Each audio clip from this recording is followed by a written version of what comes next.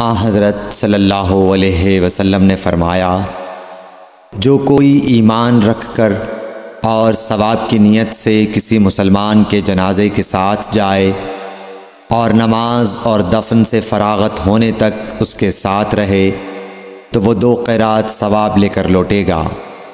ہر قرات اتنا بڑا ہوگا جیسے احد کا پہاڑ۔ اور جو شخص جنازے پر نماز پڑھ کر دفن سے پہلے لوٹ جائے تو وہ 1 قرات ثواب لے کر لوٹے گا۔ صحیح بخاری حدیث نمبر 47۔ حضرت صلی اللہ علیہ وسلم نے فرمایا کہ مسلمان کو گالی دینے سے آدمی فاسق ہو جاتا ہے اور مسلمان سے لڑنا کفر ہے۔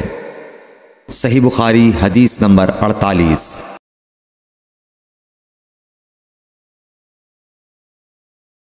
حضرت صلی اللہ علیہ وسلم اپنے حجرے سے نکلے، لوگوں کو شب قدر بتانا چاہتے تھے وہ کون سی رات ہے۔ اتنے میں 2 مسلمان آپس میں لڑ پڑے۔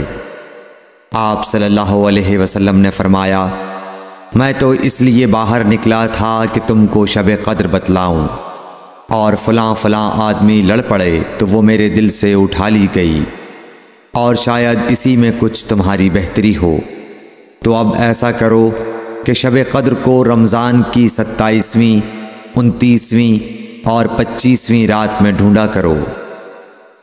صحیح بخاری حدیث نمبر 49۔